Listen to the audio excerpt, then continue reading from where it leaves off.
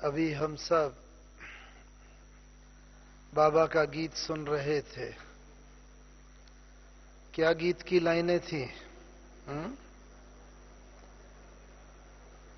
इतना प्यार कौन देगा, बाबा आपकी याद रह रह कर आए। तो जब भी कोई बाबा से संबंधित गीत सुनते हैं तो स्वतः ही बाबा के साथ बिताए हुए कुछ स्वर्णिम क्षणों की यादगार आ जाती है। आज जब बहन जी कह रहे थे कि बाबा ने कुछ दिन पहले मुरली में कहा था, जब बाबा मनशा सेवा की ओर बाबा का इशारा था, तो बाबा ने कहा था कि बाप समान यदि कर्मातीत अवस्था पाना चाहते हैं तो क्या करना चाहिए? अपने एक एक कर्मों को बाबा के कर्मों के साथ टैली करते चले। तो जो भी जिसका रोल मॉडल होता है, जिसके सामने जो लक्ष्य होता है, स्वतः ही व्यक्ति की एक्टिविटी, उसका बोलना, सोचना, करना, व्यवहार उस अपने रोल मॉडल यानी जो लक्ष्य होता है उसकी तरह होता जाता है। हमें याद है जब हम लोग पढ़ा करते थे और साथ में बाद में जॉब किया, इंजीनियरिंग पास करने के बाद, तो हमारा एक साथी होता था, उसे फिल्मों का बहुत शौक होता था। तो फिल्म के कोई हीरो उसके रोल मॉडल होते थे, तो बस उन हीरो की तरह वो उनके डायलॉग बोलता था, वैसा उसकी एक्टिविटी होती थी, वैसा व्यवहार होता था, और बाद में धीरे धीरे करके वो उसी में ही पारंगत हो गया।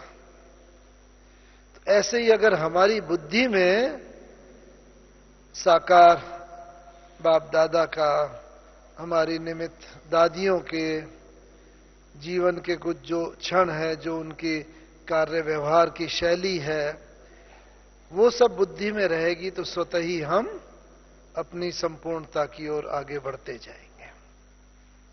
तो हमें याद आता है कि हम सब ने यज्ञ में पढ़ा है, हिस्ट्री में पढ़ा है कि बाबा ब्रह्मा बाबा भी साधारण व्यक्ति की तरह थे, हीरे जवाहरात के व्यापारी थे। लेकिन जब उनकी 60 वर्ष की आयु हुई तो सबसे पहला अनुभव उन्होंने जीवन में क्या किया, वो उन्हें एकांत प्रिय लगने लगा। और एकांत प्रिय वो होने लगे, एकांत में जाकर बैठ जाते थे, विचार सागर मंथन करते थे, और धीरे धीरे जैसे कि उन्हें विरक्ति भाव पैदा होने लगा। हमें कई बार निर्मल शांता दादी, उनकी जो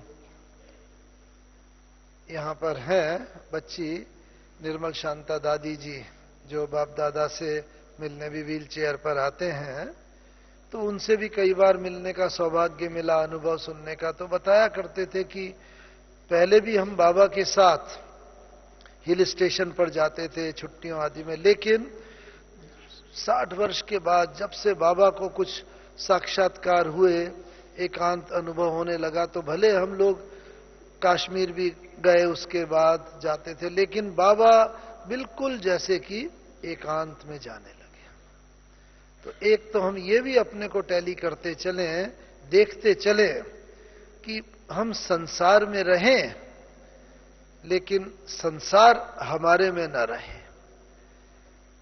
बहुत संसार की बातें होती हैं, उसी पर ही विचार चलना, डिस्कशन करना, समय देना दुनिया की बातों में, वो सबसे जैसे हमारा मन जो है अलग होता जाए। तो बाबा में एक ये परिवर्तन शुरू से जो देखने में आया, तो एक तो हम ये देखते चले। दूसरा, हम लोगों ने सुना है, यहां पर अभी भी 2 डायरी रखी हैं जो बाबा के हाथ की भी लिखी हुई है। तो बाबा ने क्या अभ्यास किया, आप सबने सुना होगा, पढ़ा भी होगा जीवन कहानी में। क्या अभ्यास बाबा ने किया? पहला अभ्यास तो बाबा ने यही किया कि भाई मैं आत्मा हूं, और जहां व्यक्ति की बुद्धि जा सकती है, बच्चों की तरफ, पत्नी की तरफ, व्यवहार की तरफ, बिजनेस की तरफ, तो सभी संबंधित लोगों को लिख लिख करके बाबा ने पक्का किया कि बस मैं आत्मा हूं। जसोदा आत्मा है, निर्मला आत्मा है। जसोदा बाबा की युगल का नाम था, निर्मल शांता बाबा की पुत्री का नाम, नारायण आत्मा है, नारायण बाबा के पुत्र का नाम आत्मा है, ये आत्मा है, ये आत्मा है। तो उससे बाबा को ये इतना पक्का हो गया कि मैं आत्मा हूं, और हर जिस भी भाई बहन को, बच्चे को बाबा देखते थे, वो भी आत्मिक स्थिति का अनुभव करता था। और जब बाबा से मिलते थे, बाबा का चित्र देखा होगा ना आपने, बस ऐसे हाथ, आओ बच्चे, आओ मीठे बच्चे, बस ये प्रैक्टिकल में जब भी बाबा से मिलते थे, बाबा हाथ बढ़ा देते थे, और आत्मिक दृष्टि से जैसे ही बाबा देखते थे, हम लोग बाबा की बाहों में जाते थे और देह का भान एकदम भूल जाता था। क्यों भूल जाता था? क्योंकि बाबा ने अपने को इतना पक्का किया हुआ था, मैं आत्मा हूं, ये आत्मा है। जिसकी तरफ देखते थे, दृष्टि भी वैसी, आत्मिक भाव, वैसे ही वाइब्रेशन, वैसा ही बाबा का ऑरा लाइट का। तो ये भी एक हम चेक करते चले कि हम भी जिस व्यक्ति की तरफ देखें, जिसका भी दृष्टि दें, बस वो आत्मा भी भले थोड़े समय के लिए जैसे देह भान से मुक्त हो जाए, जो बाबा हमेशा कहते हैं। और वो पता कैसे चलता था हम सब लोगों को भी कि जैसे ही बाबा ने दृष्टि दी, देह भान से मुक्त होके एकदम जैसे अतीन्द्रिय सुख का अनुभव होता था। फिर चूंकि पार्टी होती थी, बाबा से मिलने आते थे, एक के बाद एक को आना होता था, तो बाबा फिर धीरे धीरे ऐसे थपथपाते थे जैसे कि फिर से हम देह में आए। और फिर बाबा टोली देते थे, हालचाल पूछते थे, और फिर हम बाबा की बाहों से अलग होते थे। फिर दूसरा आता था, तीसरा आता था, लेकिन यह अनुभव सबका होता था कि हम जैसे देह से न्यारे हो गए, अशरीरी हो गए, क्योंकि बाबा की इतनी पक्की पावरफुल स्टेज आत्मिक स्वरूप की।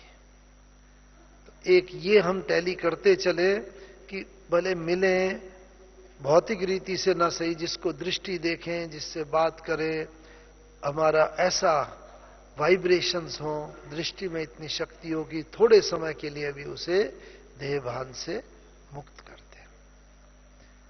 और साथ में क्या देखते थे, आप सबने पढ़ा होगा, एक डायरी में तो ये बाबा ने लिखा है, दूसरी डायरी में बाबा ने क्या लिखा हुआ है, जो बाबा कई बार अव्यक्त मुरली में भी बाबा ने उसको रिफर किया है, अपनी रोज दरबार लगाओ। किनकी दरबार लगाओ? जो आपकी सूक्ष्म कर्मेंद्रियां हैं, मन, बुद्धि और संस्कार की। और बाबा की इस सीजन की तो मुरलियों की विशेषता खास ये है, जो बाबा ने मन के ऊपर ही विशेष चलाई हैं कि मन जीते जगत जीत। मन में पिछली मुरली भी थी, मन को व्यर्थ संकल्पों से मुक्त करो। पिछली शिवरात्रि को, ये शिवरात्रि नहीं, 2010 की शिवरात्रि में बाबा ने कौन सा दान मांगा था? कौन से अक के फूल का दान? व्यर्थ संकल्प का। तो इस सीजन की अभी पिछली मुरली में 2010 में देखो, एक एक मुरली को जब हम अध्ययन करते हैं तो आपको लगेगा बाबा जैसे हमें धीरे धीरे धीरे स्थूल से और सूक्ष्म की ओर लेता चला जा रहा है। पिछले 1 साल पहले की शिवरात्रि में बाबा ने कहा था, क्रोध रूपी अक के फूल का दान करो। क्रोध का स्थूल रूप होता है, आंखों से देखने में आता है, बोल से देखने में आता है, कर्म से भी देखने में क्रोध का रूप आता है, ये स्थूल है। लेकिन इस शिवरात्रि पर बाबा ने क्या बोला? व्यर्थ संकल्पों का दान। यानी कि बाबा पिछले साल जो बाबा ने कहा अब और उससे अधिक सूक्ष्म की ओर लेता चला जा रहा है। हमें भी याद है जब हम लोग ज्ञान में आए 1962-63 में, उस समय बाबा की जो साकार मुरलियां चला करती थी उसमें बाबा कहते थे कि बच्चे अपने ऊपर ये अटेंशन रखना है कि कर्मेंद्रियों से कोई विकर्म ना हो, इससे विकर्मों का खाता बनता है। बाकी मंशा में तो तूफान अंत तक आएंगे, वो सूक्ष्म है। वाचा से धीरे धीरे धीरे बाबा का वाचा पर आया, कर्मणा से वाचा, कि अगर किसी को शब्दों से भी दुख दिया तो दुखी हो मरेंगे। तो वाचा के ऊपर भी इतनी अटेंशन। फिर धीरे धीरे हमें याद है जब 67-68 की आप मुरलियां सुनेंगे साकार बाप दादा की, 68 और 67 और 68 की, तो उसमें बाबा और सूक्ष्मता की ओर लेते चले कि मन के अंदर भी जो संकल्प होते हैं वैसा वायुमंडल बनता है।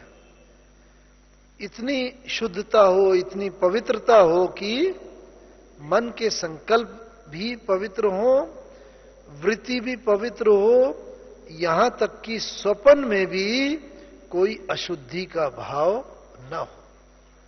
तो देखो बाबा धीरे धीरे धीरे हमें एकदम इतने सूक्ष्मता की ओर लेते चले जा रहे हैं जो कि कर्मातीत अवस्था का सूचक है कि केवल बाहर का ही पुरुषार्थ नहीं, लेकिन अंदर का इतना गुह्यता का पुरुषार्थ।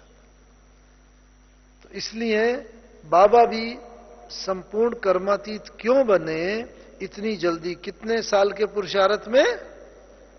सिर्फ 32-33 वर्ष के पुरुषार्थ। बाबा को ज्ञान मिला 1936 में, 36-37 में, और 69 में 1969 में तो बाबा कर्मातीत हो गए। केवल 32 वर्ष के पुरुषार्थ में ही इतने 63 जन्मों के विकर्म भस्म कर लिए, इतना कर्मातीत अवस्था को बाबा ने प्राप्त कर लिया। कैसे? क्योंकि बाबा का ना जो भी ये ज्ञान की बात थी, बाबा ने अपने जीवन में बड़ी सीरियसली लिया उसे।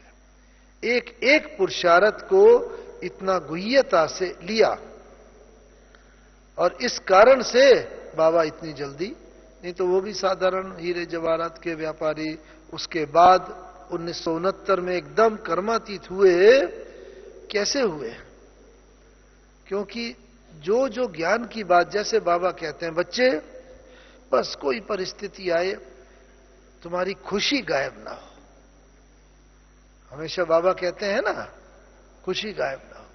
और ये बाबा के चेहरे पर भी झलकता था। इतना बड़ा यज्ञ, इतना सारा कारोबार पूरे यज्ञ का, लेकिन बस बाबा के जो हिस्ट्री हॉल में आप लोग गए होंगे ऊपर माउंट आबू में, या जो नहीं गए होंगे वो जाकर देखेंगे, जहां पर बाबा क्लास कराते थे उन दिनों वही हॉल होता था। तो एक तरफ श्री कृष्ण का चित्र होता था, लक्ष्मी नारायण का चित्र, ट्रांसलाइट का चित्र होता था, और बाबा की उम्र तो कितनी थी, 92 ईयर, 93 ईयर, इतनी तो ओल्ड एज की प्रॉब्लम होती है वृद्धा। तो बाबा को खांसी भी आती थी कई बार, खांसते खांसते कई बार तो बाबा का आंखें भी गीली जैसे हो जाते थे। तो बाबा कई बार हंसी में कहते थे, आपने साकार मुरली में सुना होगा ना, क्या सुना? बाबा कहते थे, बाबा बस आपने मेरे तन का आधार लिया है। शिव बाबा, ब्रह्मा बाबा की रूहान चलती थी। ब्रह्मा बाबा कहते थे, बाबा आपने मेरे तन का आधार लिया है, इसका द्वारा आप ज्ञान सुनाते हो। तो देखो जी मुझे इतनी खांसी आती है, चलो इसमें इस खांसी से मुझे राहत दो। बाबा कोई भी बाबा की जो ये रूहान होती थी तो शिव बाबा क्या रिप्लाई करते थे? मुरली में भी आता है, बच्चे ये तो तुम्हारा कर्म भोग है, तुम्हारे कर्मों से जो भी तुमने जो किया उसका भोग तो चुकता करना ही पड़ेगा।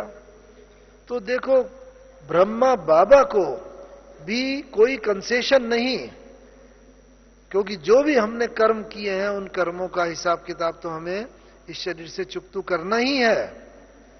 तो जब ब्रह्मा बाबा को कोई कंसेशन नहीं, तो आपको या हमें किसी प्रकार का कोई कंसेशन होगा नहीं। तो इसीलिए ये नहीं सोचना कि बाबा, ब्रह्मा बाबा इतनी जल्दी अव्यक्त या संपूर्ण कर्मातीत अवस्था को पा लिया क्योंकि शिव बाबा उनके तन का आधार लिया और बाबा को ये कंसेशन मिल गया। कोई कंसेशन नहीं। शिव बाबा हमेशा कहते थे जो भी तुम्हारे कर्मों का हिसाब किताब है वो तो चुकता करना ही पड़ेगा। तो फिर भी बाबा 32-33 वर्ष में कर्मातीत बन गए। अभी हम सब में भी अनेकों ऐसे हैं, उससे ज्यादा साल हो गए, हमें भी 45 साल से ज्यादा हो गए, बहुत सारे हैं, लेकिन हम सब पुरुषार्थी हैं। लेकिन बाबा के जीवन से ये प्रेरणा लेने की है कि कर्मातीत अवस्था को प्राप्त करना है जो हम सबको, तो बाबा की कुछ बातों पर विशेष ध्यान देना पड़ेगा। और उनमें एक विशेष बात यह है कि जो बाबा चित्र को तो इतनी खांसी भी आती थी, फिर भी बाबा कहते थे, अरे बच्चे देखो यहां बाबा इतना बूढ़ा है, ये खांसी आती है, ये समस्या होती है, लेकिन कल बाबा जाके ऐसा कृष्ण बनेगा, विष्णु कृष्ण, नया शरीर मिलेगा। तो उस स्मृति में, भविष्य की स्मृति से इस जन्म की जो कष्ट थे, दुख थे, रोग थे, वो सब विस्मृत हो जाते थे और इस जन्म की कोई भी भोगना का भाव उनके चेहरे से, बाबा के चेहरे से झलकता ही नहीं था। तो एक बात यह है कि भविष्य की भी हमारी स्मृति इतनी शक्तिशाली हो, हम सब भी जाके विश्व महाराजन, विश्व महारानी, देवी देवता ऐसे बनने वाले हैं।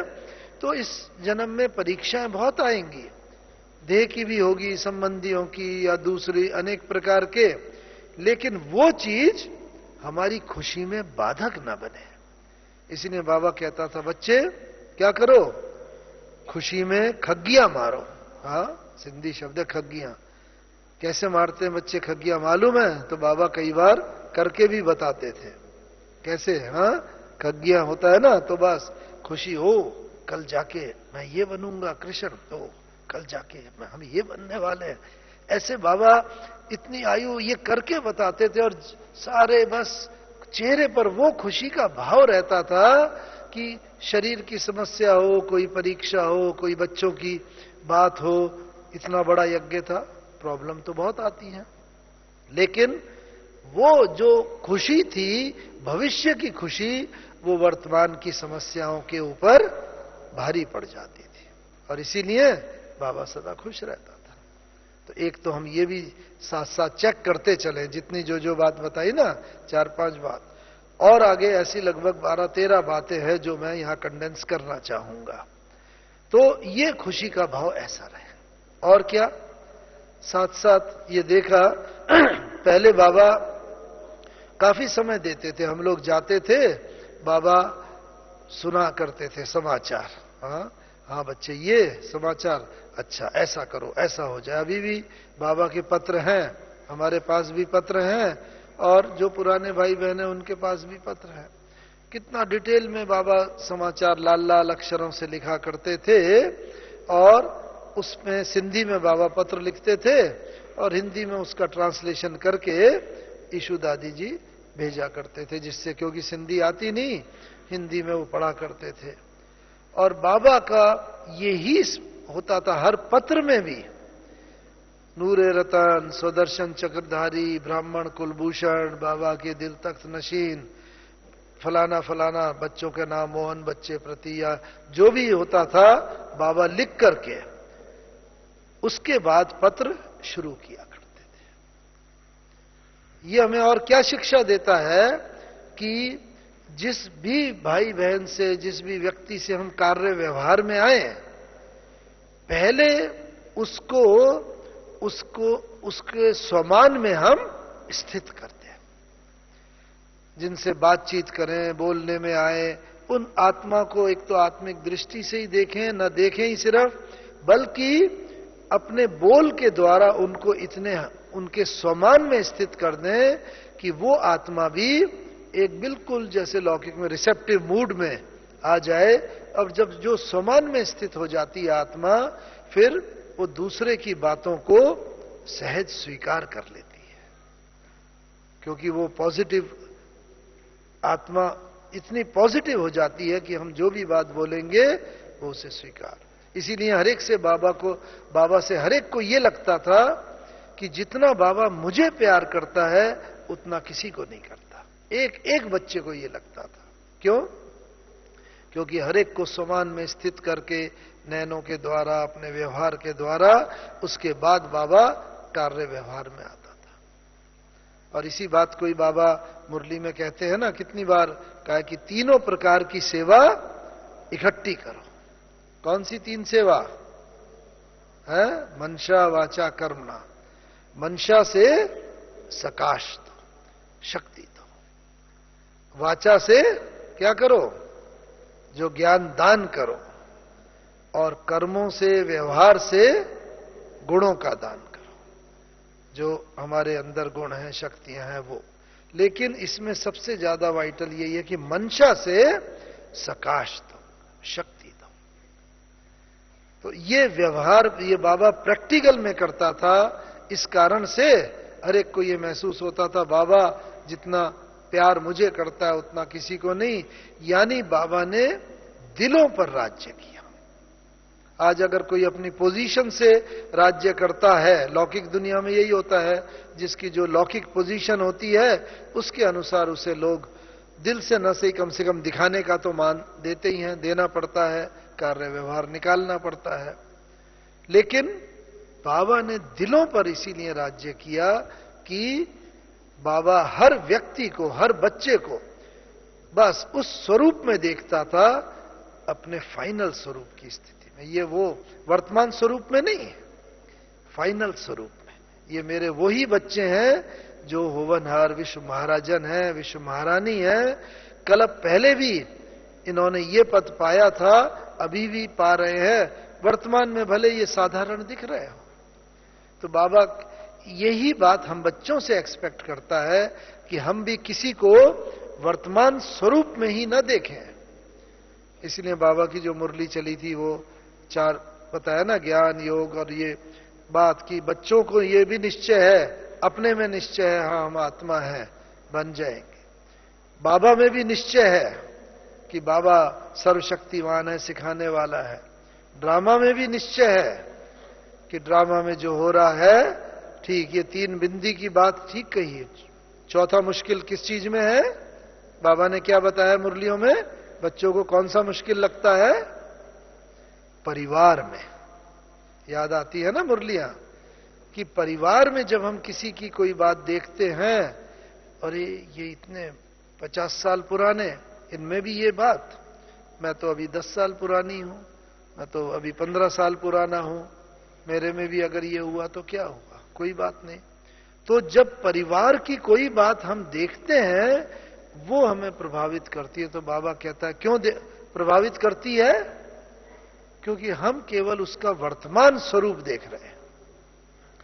इस समय ये आत्मा में के द्वारा इतने साल हो गए, फिर भी इनके अंदर क्रोध है, फिर भी इनके अंदर ये संस्कार है, इस रीति से बात करते हैं।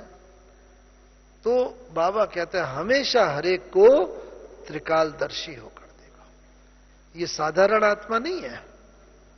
क्यों? क्योंकि भगवान की चुनी हुई आत्मा, भगवान ने सेलेक्ट किया है, और भगवान का सिलेक्शन कभी भी गलत नहीं हो सकता। हम उसे वर्तमान में स्वरूप में, उस स्वरूप में देख रहे हैं, लेकिन चूंकि भगवान ने, बाबा ने चुना है, और बाबा ने कई बार कहा है कि अंतिम से अंतिम बच्चा भी जो ब्राह्मण बच्चा है वो भी वर्तमान में जो बड़े से बड़े आत्माएं हैं, प्रेसिडेंट है, प्राइम मिनिस्टर है, उनसे भी वो महान बच्चा है। इसलिए वो भगवान की नजरों में आया है, इसीलिए भगवान ने उसे चुना है। आज भले हमें उसका शक्ति का भान नहीं हो रहा है, लेकिन भगवान को उसके द्वारा कोई ना कोई ऐसी सेवा करानी है कि जिसके द्वारा बाबा की प्रत्यक्षता होनी है। इसलिए वो साधारण आत्मा नहीं है। देखने में भले साधारण हो, व्यवहार साधारण हो, ये चीजें साधारण हो, लेकिन वो आत्मा एक भी बाबा का बच्चा साधारण नहीं है। भगवान की दृष्टि पड़ी है, भगवान ने लाखों करोड़ों आत्माओं में से उसे चुना है, वो साधारण नहीं हो सकती। तो जब भगवान की नजरों में इतनी महानता है एक एक आत्मा के लिए, हम उसे साधारण रूप में देख करके उसके साथ वैसा व्यवहार कर लेते हैं। उसे हम समझते हैं कि ये आत्मा में ये संस्कार क्यों है, ऐसी बात क्यों हो रही है। तो बाबा ने कभी भी किसी को साधारण स्वरूप में नहीं, बड़े महान रूप में देखा। एक ये हम धारण और करते चलें कि हर एक को हम त्रिकालदर्शी, ये साधारण नहीं है, ये वही विश्व महाराजन आत्मा है। कल्प पहले भी बाबा से ये बनी थी और अभी बन रही है और अंत में बन ही जाएगी। हुबहूब कल्प रिपीट होता है पूरे। तो इस कारण से बनना ही है, बस ये स्मृति रहेगी। तो फिर हम किसी को साधारण रूप से देख करके उसके साथ साधारण रूप में व्यवहार नहीं करेंगे। उसके साथ हमारा व्यवहार भी बड़ा उच्च श्रेणी का, उच्च कोटि का अपने आप होता जाएगा। और इसीलिए बाबा ने कहा है हर एक को कितने सर्टिफिकेट लेने हैं, कितने सर्टिफिकेट लेने हैं? 3। याद है ना सबको? किस किस से सर्टिफिकेट लेने हैं? भगवान से सर्टिफिकेट लेना है, प्रभु पसंद बनना है और जग पसंद बनना है और मन पसंद बनना है, यानी परिवार पसंद। तो एक एक सर्टिफिकेट के लिए केवल एक बात हम याद रखें बस। प्रभु पसंद बनना है ना, तो एक बात कौन सी याद रखे तो ऑटोमेटिकली प्रभु पसंद बन जाएंगे। भगवान कहता है ना, भगवान को कौन पसंद है? स्लोगन याद है ना, राजी साहब राजी। किस पर साहब राजी? सच्चे दिल पर साहब राजी। बस हम, इसीलिए भगवान का नाम भी है सत्यम शिवम सुंदरम। सत्य है, सच्चा है वो बाबा। तो जो जैसा होगा उसको वैसा ही व्यक्ति वो पसंद होगा। तो इसीलिए हमें भी बाबा चाहता है बस हम बाबा से सच्चे बन जाए तो भगवान पसंद हो जाएंगे। इसीलिए बाबा ने कहा है, लेकिन पहचान क्या? हम क्या, मैं तो भाई बहुत सच्चा हूं। सच्चे की पहचान क्या है? दूसरा स्लोगन याद रखें इसमें। बाबा ने क्या कहा है? जो सच्चा होगा, तो कहते हैं ना सच तो बिठो ना। अच्छा, सच्चा जो होगा उसका खुशी का पारा कम नहीं होगा, वो खुशी में नाचता रहेगा। जैसे ब्रह्मा बाबा का देखा ना, बस बाबा को हमेशा ऐसा खुशी रहती थी हर चीज में। कभी भी बाबा को ये नहीं, ये क्यों हुआ, कैसे हुआ, नहीं होना चाहिए था, ये प्रश्न कभी नहीं आता था। तो सच तो बिठो नच। और साथ साथ और बाबा ने क्या बताया इसमें? सच वाले के सामने क्या आएंगी? परीक्षाएं आएंगी। सच की नाव डोले लेकिन डूबे नहीं। तो डोलेंगी, परीक्षाएं होंगी, लेकिन ये अंदर का विश्वास हो मेरी विजय निश्चित है, भगवान हमारा खेवनहार है, तो बस। तो इससे ऑटोमेटिकली भगवान का सर्टिफिकेट मिल जाएगा, प्रभु पसंद बन जाएंगे। तो बाबा को, हर बाबा का एक्टिविटी में ये रिफ्लेक्ट होता था, दिखता था कि बस इतनी बड़ी बड़ी समस्याएं आती थी, लेकिन हम अपनी महानता को न छोड़े। हमें याद है एक बार कलकत्ता में प्रदर्शनी वगैरह लगाई थी और दूसरे आर्य समाजी थे, दूसरे जो हमारे विरोधी थे, उन्होंने आग लगा दी, हमारे चित्र वगैरह जल गए। और ये तब हमारे कुछ बहुत पुराने भाई लोग थे, वकील थे, उन्होंने बाबा को बोला, बाबा हमारे पास प्रमाण भी है और हम अगर ये केस करेंगे तो हम 100% जीतेंगे, हमें ये करना चाहिए। लेकिन बाबा ने कहा कि नहीं बच्चे, भले जितना भी हमें वो हो, लेकिन बाप कभी भी बच्चों पर केस नहीं कर सकता। उन बेचारों को अज्ञान है, उन्हें मालूम नहीं है कि उन्होंने क्या किया है, किसका कार्य में क्षति पहुंचाई है। तो ये क्षमा का भाव, बस कभी भी किसी के प्रति केवल कहने का ही ना रहे, बदला ना लो बदल के दिखाओ, लेकिन हमारे व्यवहार में रहे क्षमा। इसीलिए कहते हैं कि क्षमा करो और क्षमा मांग लो, जीत है इसमें हार नहीं। क्षमा वीरों का भूषण है, कायर का व्यवहार नहीं। जो कायर होगा ना वो क्षमा नहीं कर सकता, जो कमजोर होगा उसमें हमेशा ये बात आएगी बदला लेने की, मैं भी ये करूं ऐसा करूं। लेकिन जो भी महान आत्माएं होती हैं, महावीर हैं, गौतम बुद्ध हैं, मदर टेरेसा, जिन भी महान आत्माओं का उनका देखो सबसे बड़े से बड़ा गुण क्षमा का था। तो ये हम अपने अंदर ये भी चेक करते चलें कि अगर किसी ने कुछ भी करा हो उसके प्रति हमारा क्षमा भाव, कि बस ये आत्मा पार्ट बजा रही है, मेरे मन के अंदर उसकी कोई लेप छेप ना हो, वो कांटा छुपता ना रहे, इसने ऐसा किया मैं भी ऐसा करके दिखाऊं। ये बाबा की महानता। तो ये तो प्रभु पसंद की बात है, बहुत बातें हैं लेकिन नट शैल में थोड़ा बताई। ऐसी जग पसंद की कौन सी बात है? संसार से लौकिक हो अलौकिक हो, परिवार वाले हो, हमारे बिजनेस के साथी हो, अज्ञानी हो ज्ञानी हो, हम सबसे हमें कैसे सर्टिफिकेट मिल जाएगा कि हां ये बहुत अच्छी आत्माएं हैं। भले हम ज्ञान में नहीं चल पा रहे हैं, लेकिन ब्रह्मा कुमारियों का ये जो ज्ञान है, ये जो ब्रह्मा कुमार कुमारियां, ये बहुत अच्छे हैं, महान हैं। किस हमारे गुण से वो इस निष्कर्ष पर आएंगे? बस एक लौकिक में भी वो गुण कहा जाता है सम्मान। तो गिव रिस्पेक्ट गेट रिस्पेक्ट, हर एक को सम्मान दे करके आगे बढ़ाते चले। लौकिक हो अलौकिक हो, कोई भी हो, अज्ञानी हो, हमारी बात न माने, फिर भी हमारे मन में अगर उसके प्रति सम्मान का भाव कम नहीं होगा तो आज नहीं तो कल वो जरूर बाबा के ज्ञान में खिंचकर आएगा ही।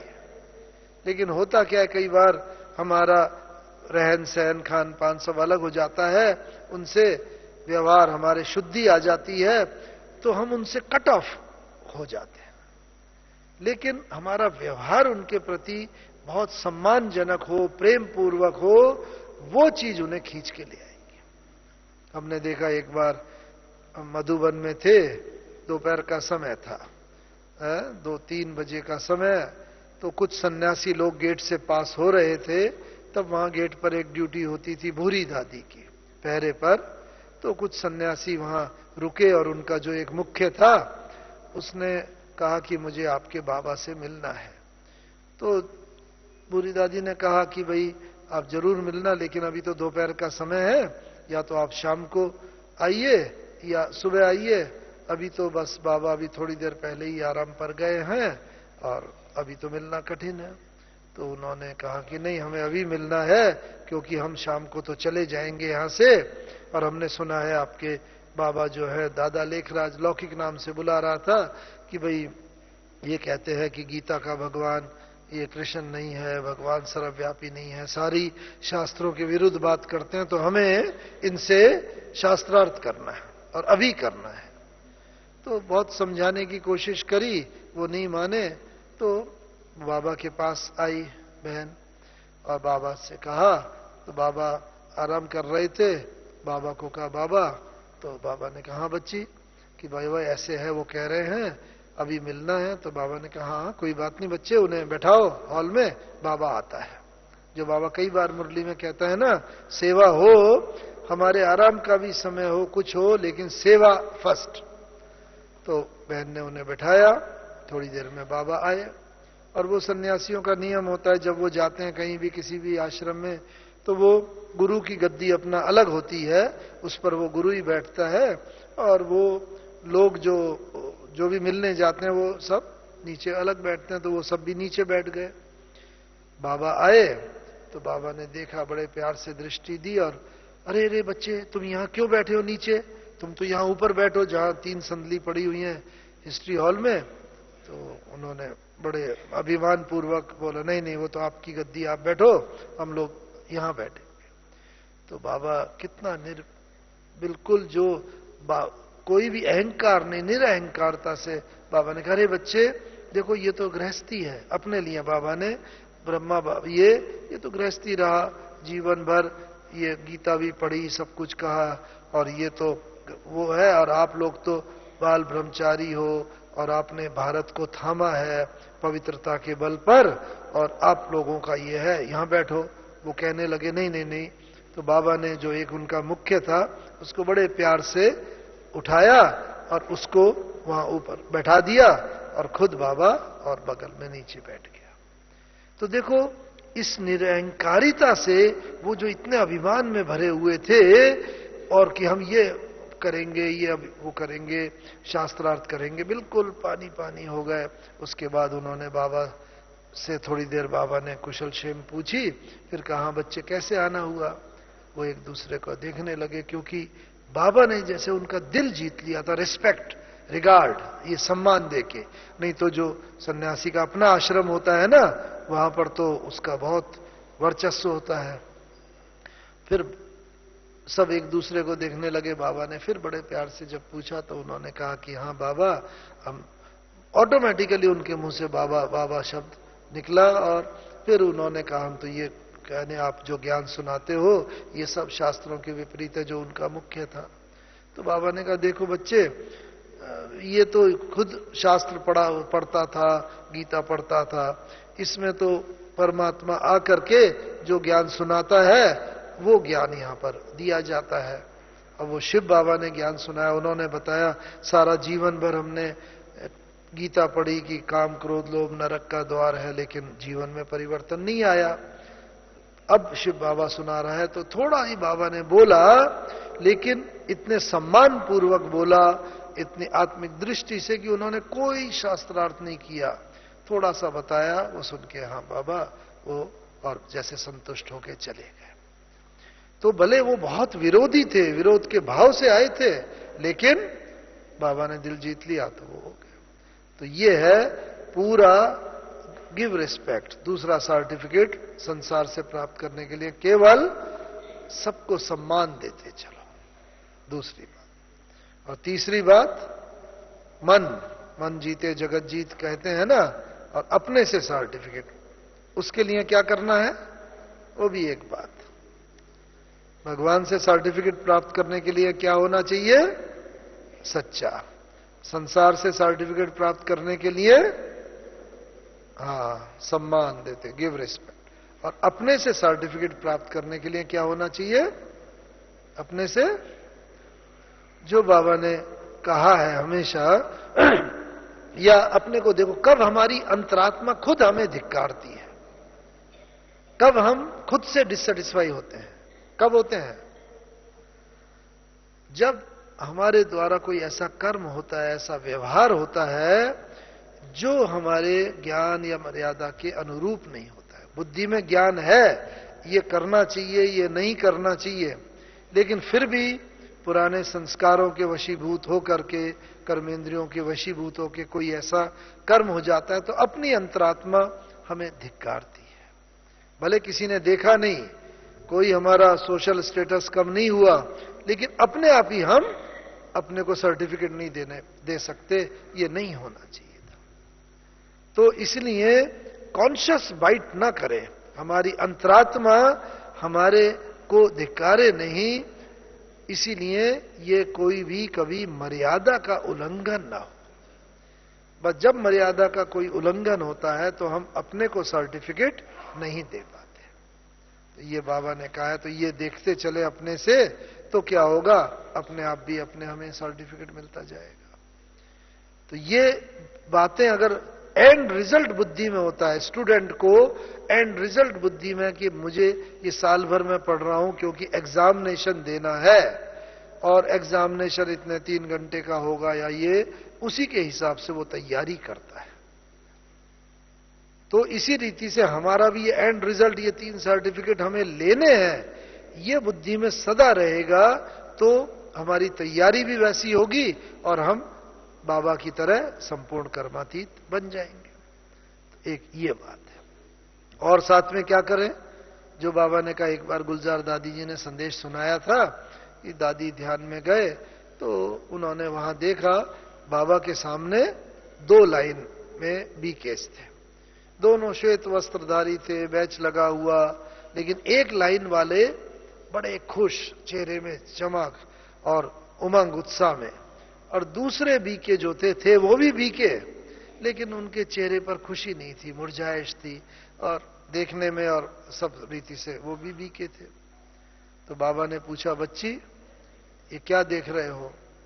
तो बताया उन्होंने। तो बाबा ने कहा, देखो जब भगवान एक है, ज्ञान एक है, एक ही समय बाबा ज्ञान देते हैं, सब कुछ है, कि फिर ये दो प्रकार के बच्चे कैसे हो गए? एक बहुत खुशी उमंग उल्लास में और दूसरे उनके चेहरे पर मायूसी। फिर बाबा ने उसका बताया, देखो जो जिनके चेहरे पर बहुत खुशी उमंग उल्लास है, ये वो बच्चे हैं जिन्होंने सदा अपने को देखा, बस मुझे बनना है, अपने को देखा, बाबा को देखा, और किसी को बीच में नहीं देखा, ये ऐसा क्यों करता है, इसे नहीं करना चाहिए। तो वो तो जिन्होंने अपने को देखा कि मैं अभी ये हूं और बाबा समान मुझे बनना है, वो तो खुशी उमंग उल्लास उसमें दिखे। और जो दूसरी लाइन के बच्चे हैं, ये वो हैं जिन्होंने सदा दूसरे को देखा। और इसीलिए कई बार बाबा कहते हैं ना, हमारी दूर की दृष्टि बहुत तेज हो गई है, अपनी दृष्टि उतनी तेज नहीं है। अपने अंदर की कमी कमजोरी हमें नहीं दिखते, दूसरे की कमी कमजोरियां हमें ज्यादा दिख जाती हैं। तो जिन्होंने दूसरों को देखा वो दूसरी लाइन में आ गए, यानी कि वो त्रेता युगी संस्कार अपने अंदर भरते जा रहे हैं। और जिन्होंने अपने को देखा, बाबा को देखा, वो ये पहली लाइन में है। और फिर बाबा ने दिखाया अभी भी समय है अपने को ये पहचान करके कि मैं अगर दूसरों को देखता रहा तो मैं दूसरी लाइन में, यानी कि दूसरे पुर में त्रेता युगी आत्मा बन जाऊंगा। बाबा ने कहा अभी अपने अंदर ये कॉन्शियसनेस जागृत करो, नहीं मुझे ये पहली लाइन में जाना। तो दिखाया बाबा ने, कई बच्चे दूसरी से पहली लाइन में जा रहे थे, उनके चेहरे पर भी खुशी उमंग उल्लास आता जा रहा था। एक हम ये देखते चले कि मुझे ऐसा बनना है।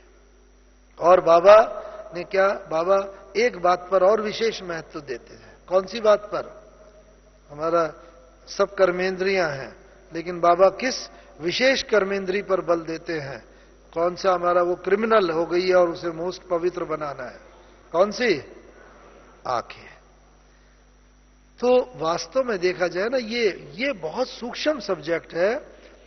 आंखें क्या है? ये इंस्ट्रूमेंट है, ये देखने का साधन है। आंखें नहीं देखती, आत्मा देखती है आंखों के द्वारा। तो ये है दृष्टि, आंख, और देखने वाला आत्मा वो है दृष्टा। ध्यान दीजिएगा, वो है दृष्टा, देखने वाला आंखें दृष्टि, और बाहर जो हम देखते हैं वो क्या है? दृश्य। तो दृष्टा, ये तीनों का जब अलग अलग समझेंगे, और जिसने इसको पहचान लिया वो उसका जीवन दृष्टांत स्वरूप बन जाता है, जिसको कि पूरे इतिहास में सदा काल याद करते रहे, दृष्टांत देते हैं ना जीवन में।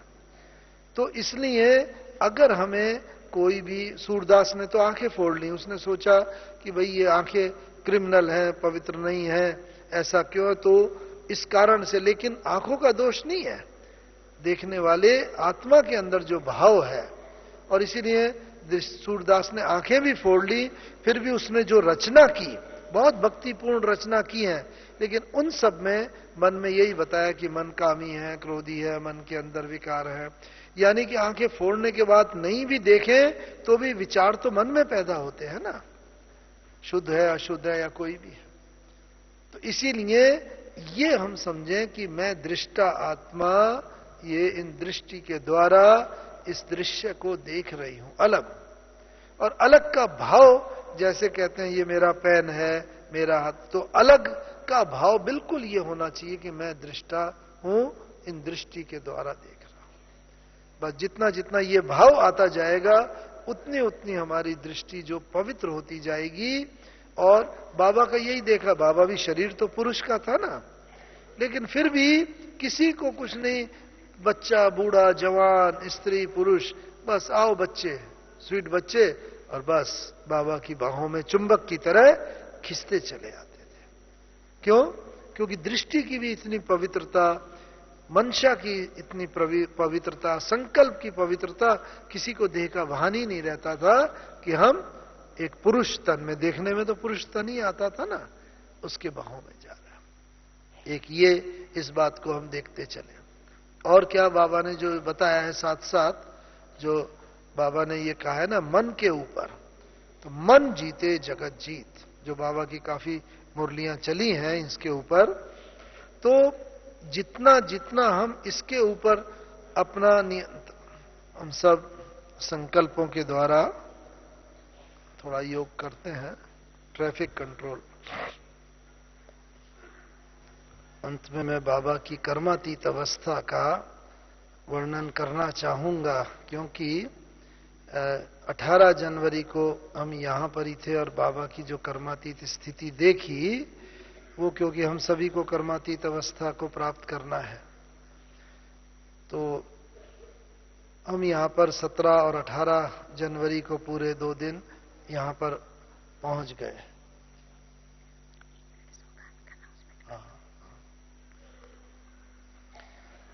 एक अनाउंसमेंट है, और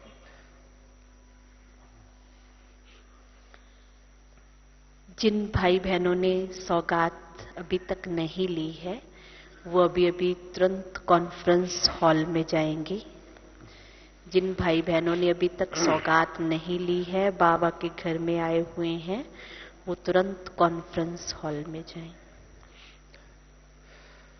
तो हम बता रहे थे, हमने विशेष क्या बात देखी जो कि एकदम कर्मातीत अवस्था को रिफ्लेक्ट करती थी बाबा को। तो वैसे तो बाबा को हमेशा मिलते थे, बाबा से बात करते थे जैसे बताया, लेकिन एक विशेषता, जब आत्मा कर्मातीत अवस्था के निकट होती है बिल्कुल, तो मन के भावों को वो सहज परख लेती है, दूसरे के मन के भाव। बाबा के पास हम 17 और 18 जनवरी को 5-6 बार गए कि बाबा से हम ये प्रश्न पूछेंगे, ये बात पूछेंगे। बस बाबा के सम्मुख जाते थे, बाबा ऐसे थोड़ा सा दृष्टि दी, अच्छा बच्चे ये पूछने आए हो, अच्छा ऐसा कर लो, ऐसा हो जाएगा। यानी बाबा मन का प्रश्न भी बता देते थे और उसका समाधान भी दे देते थे। बड़ा आश्चर्य हुआ, 1 बार 2 बार 3 बार 5-6 बार जब ऐसा हुआ, तो बाद में हमने एक बार जब बड़ी दीदी से पूछा कि बाबा का हमने ये अनुभव किया, तो वो बताते थे देखो, जब जो आत्मा कर्मातीत अवस्था के निकट होती है ना, तो उसके मन के भावों पर संपूर्ण विजय प्राप्त हो जाती है। जो कहते हैं ना मन जीते जगत जीत, मन के संकल्पों पर। और उसका प्रमाण क्या है कि दूसरी आत्मा के मन के भावों को वो सहज परख लेती है। तो आपके मन में क्या चल रहा है वो अगर हम परखेंगे, तभी तो हम आपके मन की इच्छा को पूर्ण कर सकेंगे। और हम दूसरे के मन के भावों को तब परख सकते हैं जब हमारे अपने मन के भावों के ऊपर संपूर्ण नियंत्रण होगा। और इस कारण से बाबा का अपने ऊपर इतना विचारों के ऊपर, संकल्पों पर नियंत्रण था। बाबा के सम्मुख जो भी जाता था उसको बाबा से ये अनुभव होता था कि अरे मुझे कहने की भी जरूरत नहीं, बाबा ने मन के बाद मेरे जो मन में प्रश्न था वो हो गया। और इसीलिए ये पार्ट हम सबके द्वारा चलना है, क्योंकि बाबा ने कहा है अंत में आत्माएं आपके पास आएंगी, रोती हुई आत्मा आए, हंसती हुई जाए, अशांत आत्मा आए, शांति की स्थिति का अनुभव करके जाए। भक्त आत्मा आए, अपने अपने इष्ट देव के साक्षात्कार की इच्छा लेकर के आएंगी, लेकिन हमारे द्वारा उन अनेक आत्माओं को अनेक साक्षात्कार होंगे। जो गणेश का भक्त होगा उसे गणेश का साक्षात्कार होगा, जो देवी का भक्त होगा उसे देवी का साक्षात्कार होगा, जो जैसा होगा। जैसे ब्रह्मा बाबा के द्वारा आप सबने जीवन में पढ़ा है ना, अब शुरू में कई अपोजिशन थे, तो एक बार एक सरदार आया छुरी लेकर कि मैं बाबा को मारूंगा, क्योंकि हमारे ज्ञान से सब सहमत नहीं होते थे। लेकिन जब बाबा के पास अकेला कमरे में था, छुरी भी थी, और जब मौका देखा उसने, ये अच्छा मौका है, तो अपना छुरी निकाल के बस बाबा पर वार करने ही वाला था, तो क्या साक्षात्कार हुआ? बाबा की आत्मा तो कृष्ण की आत्मा है, लेकिन उसे साक्षात्कार हुआ गुरु नानक देव जी का, क्योंकि गुरु नानक उसके इष्ट देव थे, उसमें उसकी भावना थी। और जैसे उसे साक्षात्कार हुआ, बस उसकी आंखों से आंसू निकलने लगे, छुरी हाथ से गिर गई। अरे गुरुजी, मैं क्या करने वाला था, आपका मैं वध करने वाला था। क्योंकि हम वो ही हैं, हम उसके इष्ट देव हैं, लेकिन भक्त की जो मनोकामना होगी हमारे द्वारा शिव बाबा भक्त की वो मनोकामना पूर्ण कराएगा, तभी तो उसकी वो भावना बैठेगी। तो इसीलिए, और ये तब होगा जब हमारे अपने मन के अंदर कोई संकल्प नहीं होगा, हम इच्छा मात्रम अविद्या हो जाएंगे, कोई भी इच्छा नहीं होगी। तो एक तो ये होना चाहिए जो बाबा से दिखा।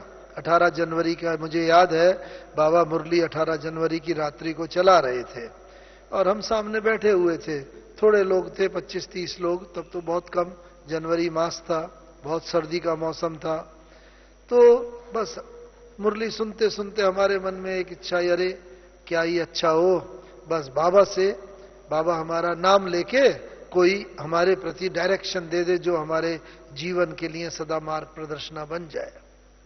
तो बस हमारे मन में संकल्प हुआ और जैसे ही बाबा तक पहुंचा और बाबा ने तुरंत ही जैसे हमारे मन की इच्छा नाम लेकर के मुरली में, और उसके बाद बाबा ने, हाँ ये बच्चा ये है, ऐसा करे, बस पूरा बाबा ने जैसे कि उसके अंदर वर्णन कर दिया। तो ये इच्छा मात्रम अविद्या, चूंकि बाबा बन गया था, इसीलिए दूसरों की इच्छा सबकी संपूर्ण करने का जैसे बाबा का लक्ष्य था। और क्या देखा अंत में ना, जब कई बार बाबा के पास जाते हैं तो जो बाबा कहते हैं, सेकंड में शरीर में आने का अभ्यास हो, सेकंड में शरीर से अलग होने का। पार्टी आती थी, ब्राह्मणी पार्टी लेकर जाती थी बाबा के पास, बस बाबा बैठा भी है, आंख भी खुली है, लेकिन जैसे शरीर में बाबा है ही नहीं। तो टीचर जब बोलती थी बाबा बाबा, तो बाबा को जैसे कई बार जर्क सा लगता था, है बच्ची, अच्छा अच्छा पार्टी लेके आए हो, अच्छा अच्छा बैठो बैठो, बैठाओ बच्चों को। और फिर जैसे बाबा देह में आता था, देह में आके बच्चों से मिले, पार्ट बजाया, टोली खिलाई, हालचाल पूछा, जो भी डायरेक्शन होती थी देते थे। उसके बाद फिर बाबा देह से जैसे न्यारे हो जाते थे। प्रैक्टिकल ये देखने में आता था कि बस बाबा अभी नहीं है और बाबा ऊपर है। फिर कार्य व्यवहार के लिए शरीर में आए, पार्ट बजाया, फिर बाबा ऊपर चला गया। एक ये अभ्यास पक्का करने की जरूरत है कर्मातीत अवस्था के लिए। और साथ में क्या, 18 जनवरी की आप मुरली सुनो ना, पूरी मुरली में एक बार भी बाबा को खांसी भी नहीं आई, जबकि बाबा की तबीयत भी ठीक नहीं थी। 18 जनवरी की सुबह बाबा ने मुरली नहीं चलाई, बस बाबा आए, योग कराया, शक्ति दी, और बस पूरा पौना घंटे तक योग करा के बाबा चले गए। लेकिन रात्रि को ना रोज क्लास 9 बजे होती है, उस दिन बाबा ने भाई को बुलाया, हमारे जमुना प्रसाद भाई, तो उनको बुला के कहा आज बाबा क्लास जल्दी कराएगा, तो सबको इन्फॉर्म कर दो। तो बाहर 1 घंटा रखा रहता था, उन्होंने बजा करके सब इकट्ठा जब हुए तो उन्होंने बताया कि आज बाबा जल्दी क्लास कराएंगे। तो सभी लोग भोजन वोजन करके 7:30 पौने 8 इकट्ठे हो गए। तो देखो, जब कर्मातीत अवस्था के निकट आत्मा होती है ना, तो उसे पहले से ही आभास हो जाता है। बस इच्छा मृत्यु, जैसे भीष्म पितामह का कहते हैं ना, बस पहले से ही तो बाबा ने पहले ही उस दिन क्लास करा के, नहीं तो हमेशा से मधुबन में 9 बजे क्लास होती है, लेकिन पहले से बाबा ने सबको बुला के बाबा फिर क्लास में आए, और बस बाबा का ऐसा स्वरूप दिख रहा था, बिल्कुल फरिश्ते का, लाइट लाइट लाइट लाइट, जैसे लाइट ही चल रही है। लेकिन उस दिन जो मुरली बाबा ने चलाई, एक बार भी ना बाबा को खांसी आई, ना कोई गला साफ करने की जरूरत पड़ी, जो इस बात का प्रतीक है कि अंत समय जब कर्मातीत अवस्था को आत्मा प्राप्त होती है, तो शरीर के कर्म भोग के ऊपर योग बल जो है संपूर्ण रीति से विजय प्राप्त कर लेता है। फिर शरीर का कोई भी कर्म भोग उसे परेशान नहीं करता, क्योंकि कर्म भोग के ऊपर योग बल ने विजय प्राप्त कर ली। तो पूरा बाबा ने एक बार भी ना खांसी आई, ना कोई शरीर की तरफ से व्याधि हुई। उसके बाद बाबा उठ के खड़े हुए। हाँ, बस फिर बच्चों को दृष्टि देने लगे। एक एक बच्चे को, सामने बड़ी दादी जी बैठे हुए थे, बार बार बाबा की दृष्टि दादी के ऊपर पड़ती थी, कंटिन्यूअस दादी को दृष्टि देते थे। फिर एक एक बच्चे को बाबा की, आज मैं इन बच्चों को संपूर्ण रीति से जैसे शक्ति से भर दूं, क्योंकि ये तो आभास था कि शिव बाबा को कि आज ये साकार तन के द्वारा मेरा बच्चों से ये अंतिम मिलन है। बाबा शिव बाबा तो जानी जाना रहे, जानता है। फिर बाबा दृष्टि देके फिर एक दो कदम बढ़े, फिर रुक गए।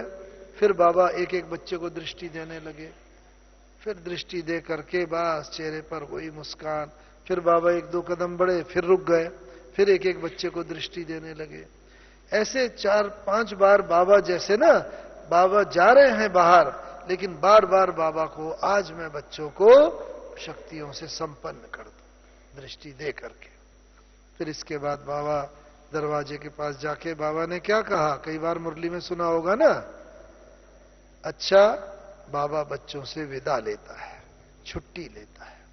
ये शब्द बाबा ने पहले कभी नहीं कहे, उसी दिन कहे कि बाबा बच्चों से विदा लेता है, छुट्टी लेता है। उसके बाद तो बाबा गए, और सब जानते हैं दादी के हाथ में हाथ देते हुए, शक्तियों का दान करते बाबा ने छुट्टी ले ली, शरीर से जैसे न्यारे हो गए, अलग हो गए। लेकिन असली विशेषता जो बाबा कहता है कि हमें अपने को पवित्र बनाना है, सृष्टि की आत्माओं की सेवा करनी है, उन्हें पवित्र बनाना है, और प्रकृति के 5 तत्वों को पवित्र बनाना है। तो ये देखा कि बाबा ने 18 जनवरी को शरीर छोड़ा, 18 जनवरी की रात भर शरीर रखा रहा, 19 तारीख को पूरे दिन भर रखा रहा, 19 की रात को रखा रहा, 20 का सारा दिन, 20 की रात, 21 को भी दोपहर के बाद बाबा का संस्कार किया गया। लेकिन न कोई बाबा को इंजेक्शन दिया गया, न शरीर में कोई दवाई लगाई गई, कुछ नहीं। लेकिन बाबा का शरीर वैसे बिल्कुल चमकता हुआ, न कोई उसमें दुर्गंध आई, और न शरीर की में अकड़ा। नहीं तो जब आत्मा शरीर छोड़ देती है ना, तो शरीर स्टिफ हो जाता है, अकड़ जाता है। हम लोगों ने देखा, बाबा को स्नान कराया 21 तारीख को संस्कार से पहले, लेकिन बाबा का शरीर वैसे बिल्कुल फ्लेक्सिबल। हमने बहुत डॉक्टरों से पूछा बाद में कि क्या ऐसा संभव है, कहते नहीं, हो ही नहीं सकता, क्योंकि जब आत्मा शरीर छोड़ देती है तो शरीर तो अकड़ जाता है। जब तक मतलब वो बिल्कुल, और उसमें इंटीग्रेशन, अगर कोई इंजेक्शन नहीं दे, दवाई नहीं लगाए, लेप ना लगाए, तो उसके अंदर तो वो शरीर वो होने लगेगा, दुर्गंध देने लगेगा। लेकिन हम तो खुद साक्षी हैं, देखा बिल्कुल कुछ नहीं।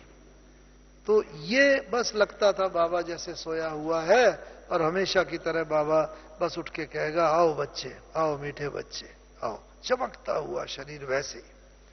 तो ये प्रकृति पर विजय का प्रतीक है, क्योंकि हमारा शरीर भी इन्हीं 5 तत्वों का बना है, जल, अग्नि, वायु, पृथ्वी, आकाश। और इस कारण से, इन तत्वों का बने होने के कारण, बाबा ने इस शरीर के भी तत्वों को इतना पवित्र कर लिया था कि अंत समय तक इन तत्वों ने पूरा का पूरा साथ दिया, और 72 घंटे तक शरीर रखा रहा, 70-72, लेकिन शरीर के अंदर कोई भी डिसइंटीग्रेट, कोई भी ऐसी बात नहीं हुई जो लौकिक रीति से हर मनुष्य में। डॉक्टर कहते हैं ये असंभव है, हो ही नहीं सकता, लेकिन वो तो संभव क्या, प्रत्यक्ष दिख रहा था। जो बाबा का शरीर ऐसा बिल्कुल तरोताजा और वैसा ही रहा। तो भाव क्या है कि ये भी हम सबको भी प्रकृति जीत बनना है। जो बाबा कहता है, देखो 5 तत्व। अभी भी जब कभी कहीं भूकंप आता है ना, या कोई भी ऐसी व्याधि जहां हजारों लोग शरीर छोड़ देते हैं, तो बाबा ने कहा है ना कि उन आत्माओं को शक्ति का दान दो। क्या तुम्हें उन बच्चों की आवाज सुनाई नहीं पड़ती कि भाई बचाओ, शक्ति दो, शांति दो? और ये, और खास करके जब ऐसी कोई व्याधि आती है, जब कोई ये ऐसा प्राकृतिक आपदा आती है, अभी कितना बड़ा जापान में भी 2 दिन पहले आया, कितनी बड़ी व्याधि आई, उससे पहले न्यूजीलैंड, तो हम आत्माओं का सबका ये कर्तव्य है कि हम ऐसे वक्त तो विशेष उन आत्माओं को शांति का, शक्ति का, उन सब का दान देते रहे। ऐसे समय उन्हें बहुत आवश्यकता है, और जैसे ही हमें पता न भी चले, लेकिन वो शांति शक्ति के वाइब्रेशन उन तक पहुंचते हैं और वो आत्माओं को काफी संतुष्टि का, रिलीफ की महसूसता होती है। तो ये है प्रकृति जीत का प्रतीक, जो हम सबको भी शरीर तो छोड़ना है, लेकिन उससे पहले हम इन प्रकृति के तत्वों पर विजय प्राप्त करके ऐसा बन जाए कि हम इच्छा मृत्यु हो हमारी। बस जैसे बाबा ने कहा, अच्छा बाबा बच्चों से विदा लेता है, छुट्टी लेता है, सारे इंडिकेशन ये थे, अब बाबा जा रहा है, लेकिन मृत्यु के नाम से लोगों में जैसे भय होने लगता है। कोई नहीं चाहता जितना भी शरीर पुराना हो कि छोड़े, लेकिन बस सारे वो होते हुए भी बाबा को, हाँ अब बाबा बस हम कर्मातीत बन गए, हम आपकी बाहों में आए, हम गोदी में आए, बस मैं आत्मा ये बंधन मुक्त हो रहे हूं, खुशी खुशी हम अपना शरीर छोड़े। तो ये हमारा अंतिम पुरुषार्थ है, जो बाबा का भी रहा, और बाबा इसी प्रकार से कर्मातीत बन गया। बहुत बातें हैं, लेकिन मैं यहीं पर ही समाप्त करना चाहूंगा।